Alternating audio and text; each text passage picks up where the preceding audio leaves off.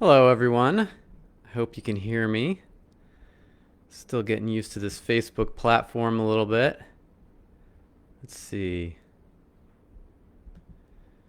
My name is Stephan Guyanet, and I will be doing a Facebook Live event today.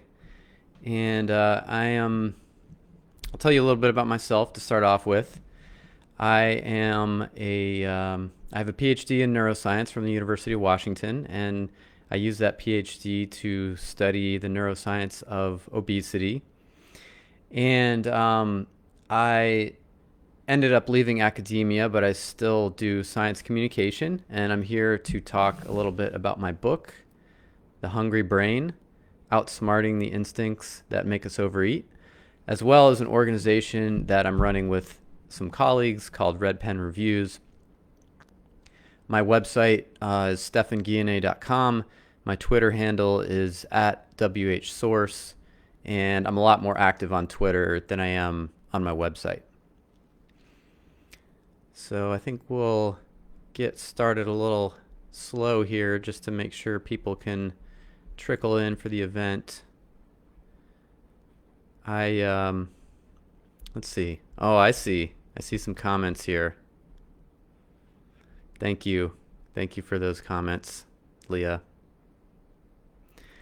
I'm not sure quite how to. I guess I can see questions in the comments, and that's how I would respond to them. Okay. All right. Well, I'm going to get going here. I'm going to start talking about my book. My book, again, is The Hungry Brain: Outsmarting the Instincts That Make Us Overeat. And it's a general audience book about the neuroscience of overeating and obesity. And essentially, I did my postdoc on the neuroscience of obesity and eating behavior. And during that time, I learned that there was all this information out there on that topic that wasn't really reaching the public.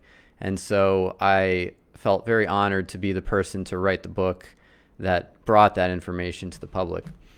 And you might ask, well, what does neuroscience have to do with obesity? And the answer is everything. So first of all, the brain is the organ that generates all of our behavior, including our eating behavior. And so it's obviously relevant to how much and what we eat. The brain is ultimately the thing that makes those decisions. And second, the brain houses the only known system in the body that actually regulates body fatness. And so that's another very unique thing about the brain that makes it relevant to obesity and eating behavior. So the premise of the book is that over the course of our evolution, we evolved all of these non-conscious brain systems that evolved to support the survival and reproduction of our ancestors by helping us find enough calories and helping us find enough nutritious food. But in the context of the modern food environment, those same brain regions are pushing us in the wrong direction. And this might sound kind of wishy-washy and hand-wavy, but there's a lot of really specific evidence that is related to this. So, for example, we know that we know a lot about the brain regions that mediate food motivation, that mediate our motivation toward eating specific foods. So like if you have a hard time controlling, or if your clients have a hard time controlling their intake around certain foods like pizza or ice cream or whatever that food is, chocolate is a common one. We have a pretty good understanding of why that is, and it has to do with these subconscious brain regions that release and respond to dopamine, and how those are stimulated by certain types of food, and how those heighten our motivational drives to consume those foods, sometimes to a degree that can make them really hard to control. So that's one example. Another example is satiety. Satiety is a sensation, a perception, and all sensations and perceptions originate from the brain.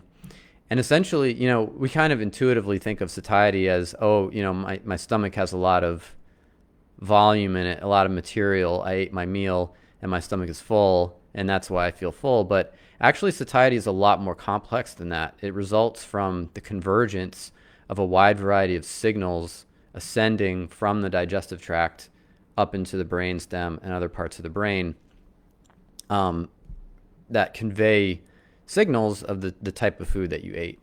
And those that process is not, as most of you probably know, that process is not inextricably linked to the calorie content of the food. So for example, higher protein causes more satiety per calorie.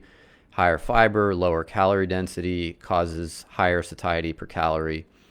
And so that's just another way in which these non-conscious brain systems affect how we eat.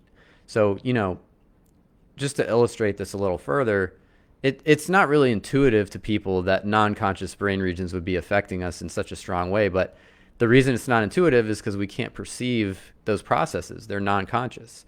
And so, if you think about, where does hunger come from? You don't choose to feel hungry. You just experience hunger. Where does a craving come from? You don't choose to experience a craving.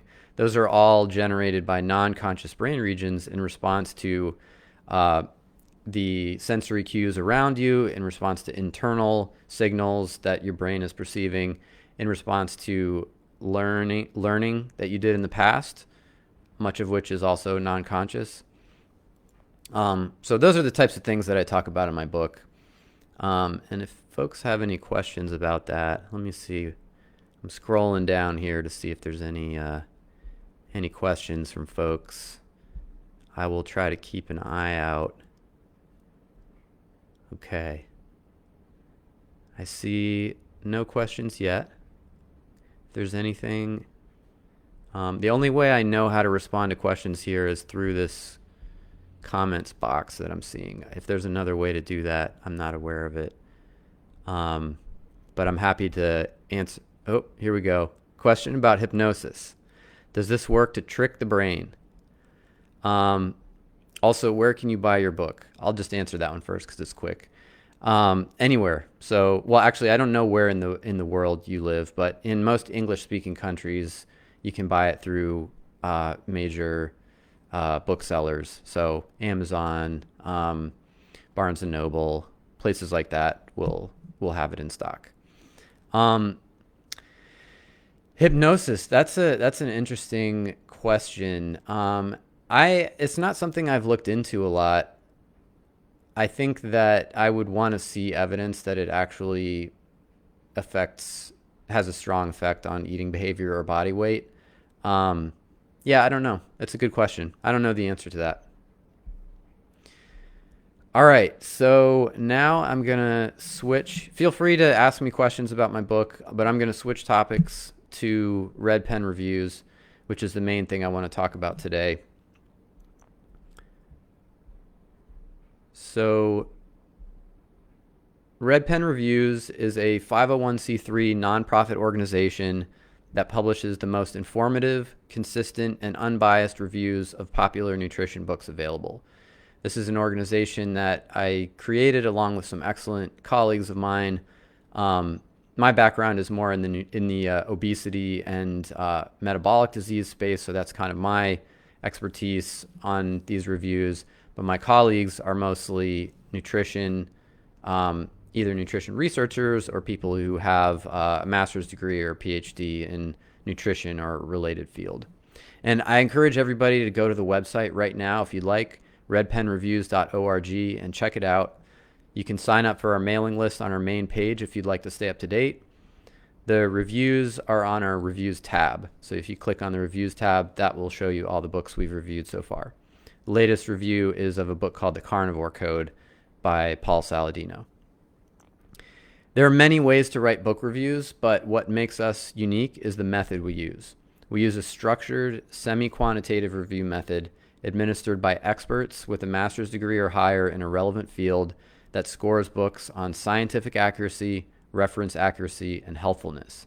And then we combine those three scoring domains to yield an overall score for the information quality of the book. And we can dig into the details as deep as you guys want later. I'll leave the description of our method there for now. The end result of this process, and it's a very intensive process, by the way. It takes us 40 to 100 hours to review each book, so it's very intensive. The end result is an easy to understand percentage score bars that tell you the information quality of a book and allow you to compare between books on the same scale. It's kind of like the movie rating site Rotten Tomatoes in that sense, if you guys are familiar with that, except there's a much more rigorous process that goes on behind the numbers. So you could land on our website and say, hey, I'm interested in low-carb diets or plant-based diets. What's the book that scored the best in this domain? And you could make an evidence-based decision on that in just a couple of minutes. And that's not really possible elsewhere. I mean, how long would it take you, if you hadn't read the books that you're interested in, how long would it take you to scroll through, Google reviews and scroll through and try to compare those to one another and figure out which book is better? I think that's pretty tough if you don't have this kind of system for comparing apples to apples. So Red Pen Reviews is designed to serve a broad spectrum of people, from a general audience to nutrition professionals to researchers. And one way we do this is by offering different levels of engagement on each review page. So when you land on the review page, the first thing you see is the cover of the book and the scoring percentage bars. So if you want the 2-second take, you can just look at the book's overall score. The 10-second take is you look at the percentage scores in each category. So scientific accuracy, reference accuracy, and healthfulness. The 2-minute take is to read the review summary. So we're really trying to make this a system that caters to short internet attention spans. If people want to land and spend 5 seconds on their site, they can still come away with really, really important information about that book. And then below that, we have summaries of each section of the review. So the scientific accuracy, the reference accuracy, and the helpfulness. And in each section of the review, you can expand. By default, the scoring section is not expanded, but you can expand it for each section, and that explains exactly how we scored the book, complete with quotes, page numbers, and click-through references to scientific literature that we cite. And our review method is also published on our site, so you can see exactly what the process is that we go through to review these books. Red Pen Reviews exists to serve the public, not to make a profit. We have 501c3 nonprofit status, meaning we serve the public good rather than our own pockets. It also means that donations to Red Pen Reviews are tax deductible in the United States. So I'm going to take a little pause there. That's the Cliff's Notes about what Red Pen Reviews is. Next, I'm going to talk about what inspired me to develop Red Pen Reviews. But before I do that, I'm going to pause for a minute and see if there's any questions. Thank you all for putting links in the comments there to the book and to Red Pen Reviews. I see a question. How do you decide which books to review? Do you reach out to the book authors before reviewing? Do the authors ever contact you? So we're trying to have as much impact as possible on the public understanding of nutrition, and to create as much as possible a better incentive structure for the publishing industry and for nutrition related book authors. And to do that, what we're trying to do is review books that have a very large impact. And so we're really selecting books that are very popular. They're selling really well. I'm not sure that they are, maybe some of them are popular among nutrition professionals. Probably a lot of them are not. But probably a lot of nutrition professionals will have clients who are reading these books. So we're really trying to review books that are very impactful on the public and evaluate those to give the public the tools it needs to separate the wheat from the chaff. We do not generally reach out to book authors before reviewing, to answer that part of the question. The authors do sometimes contact us, so we get a lot of offers for people a lot of people requesting that we review their books. Typically, so far we have not reviewed a book that was brought to us in that way, but that doesn't mean that we never will. It just needs to be a good fit for our criteria of impact. And So not just impact, but it also has to be the right kind of book. So it needs to be a book that gives nutrition advice, because that's what our method is designed around. If it doesn't give nutrition advice, we can't use our method on it. And as far as, authors contacting us after the reviews are posted, we haven't really gotten much so far. I think we will at some point. I know that, authors, they respond to our reviews in various ways. We haven't been directly contacted. We do have a mechanism, where we try to remain humble about what we know and about our reviews. And so if an author comes to us and says, hey, we think there's a mistake there, we can correct those mistakes if we think they're legitimate. And we don't post author responses to our website, but we will link to an author's response if it is respectful and in good faith. So let's see what else we have here. I see a question, can anyone use this? I'm not sure I understand the questions, but yes, it's intended to be used by anyone, whether you're a nutrition professional or the general public. That's our intention for it. So it looks like Willett's book has the best score so far. Does he bash potatoes in the book like he does everywhere else? I think he does take a critical stance on potatoes. Yeah, that is the book that has scored the best so far. All right, so I'm going to move on now to what inspired you to create Red Pen Reviews. There are a few things. So I want to say, first of all, I'm the founder of Red Pen Reviews in the sense that I was the guy who said, let's do this, and kind of was the main motivating force. But a lot of people contributed to Red Pen Reviews, and two people I want to highlight in particular are Seth Yoder and Mario Kratz. Seth was a real inspiration, and I'll talk about his work in a moment. And Mario is just a really great, knowledgeable person who was, until recently, a researcher at the Fred Hutchinson Cancer Research Center, which is associated with University of Washington, doing really rigorous randomized controlled trials of nutrition interventions. So the things that inspired me to create Red Pen Reviews are, first of all, frustration. I've described the popular health and nutrition publishing sphere as, quote, an exploding volcano of nonsense. And that's a humorous assessment that is also pretty uncharitable. The reality is that the information quality is just very variable. And so most people have a hard time separating the wheat from the chaff. So you have some books that are actually really evidence-based that are coming out in the popular health and nutrition publishing sphere. You have other books that are just an exploding volcano of nonsense. And people just have a really hard time telling what's what, especially the general public, people who have no expertise.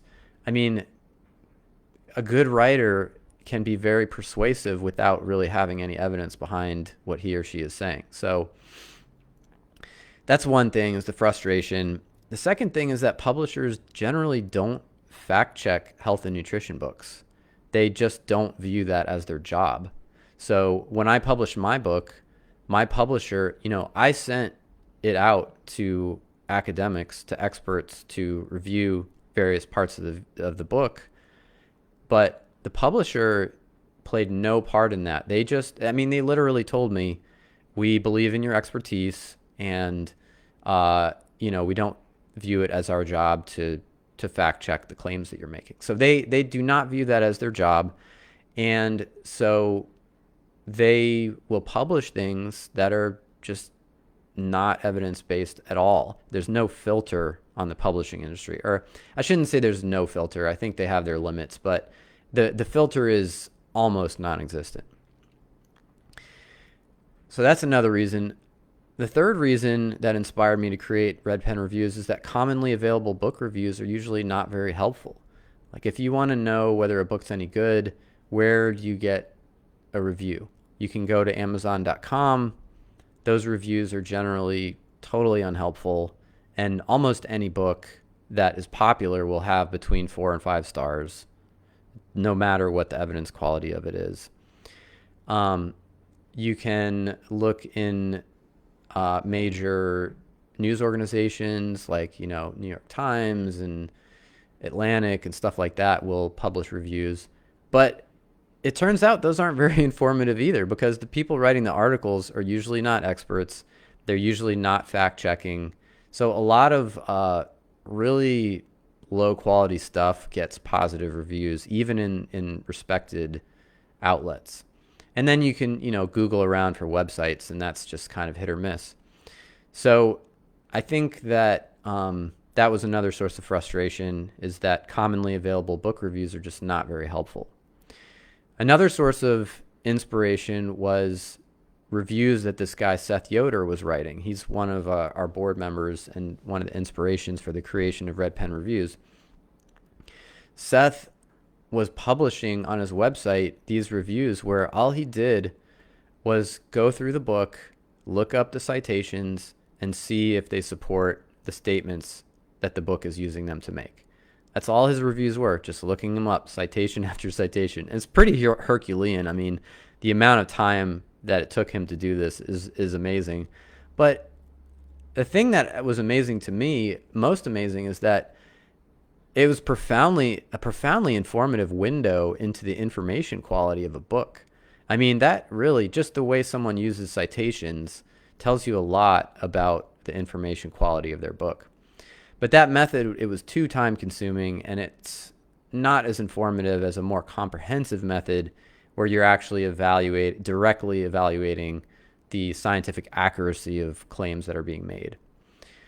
So the final inspiration that I'll talk about is I wanted to bring science to book reviews. I'm a scientist, and so to the extent possible, I wanted to bring book reviews into the 21st century and bring scientific methods into this this domain. It occurred to me that most book reviews are where medicine was in the 18th century. There's no consistent method being applied to increase informative and consistency and minimize bias.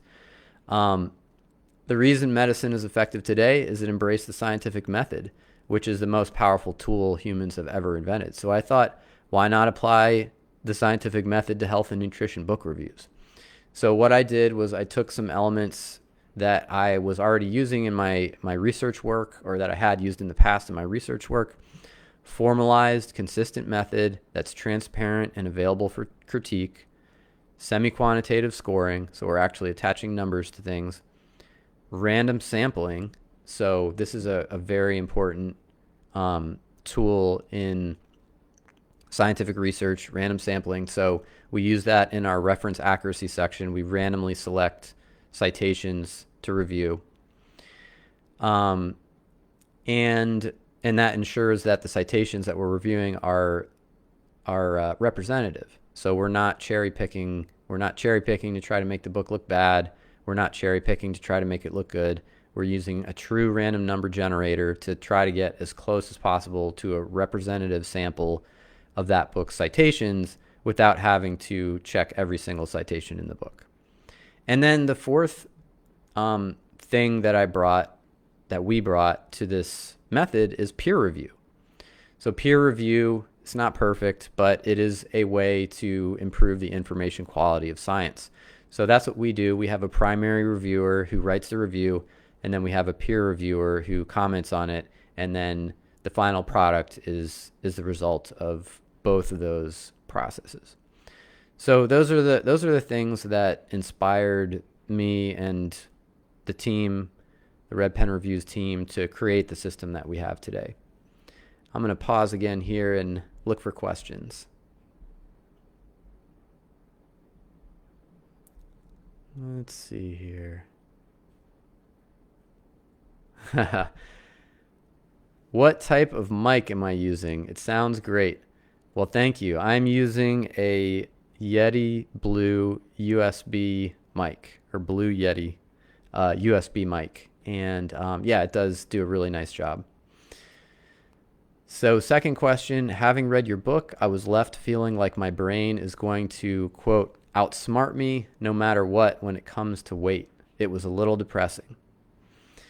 Yeah, I understand what you're saying. I think, the truth is that differences in body weight between individuals are very genetic, not entirely genetic, but there's a strong genetic influence. And that genetics relates primarily to these brain systems that we don't have direct control over.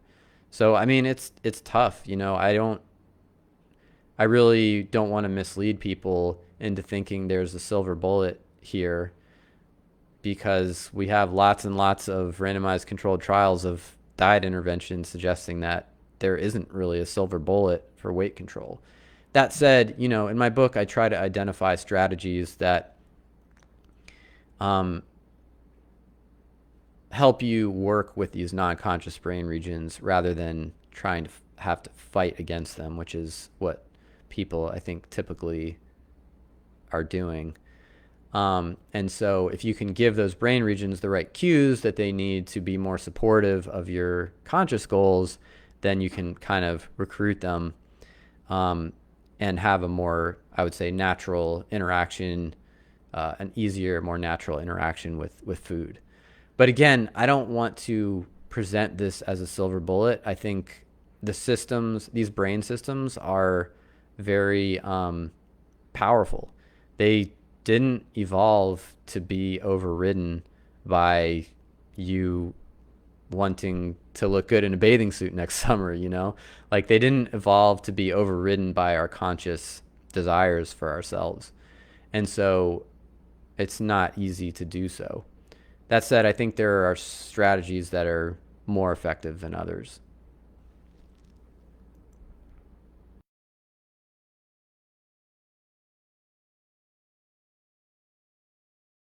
I am. Oh, the computer's freaking out a little bit. Hope everybody can still hear me.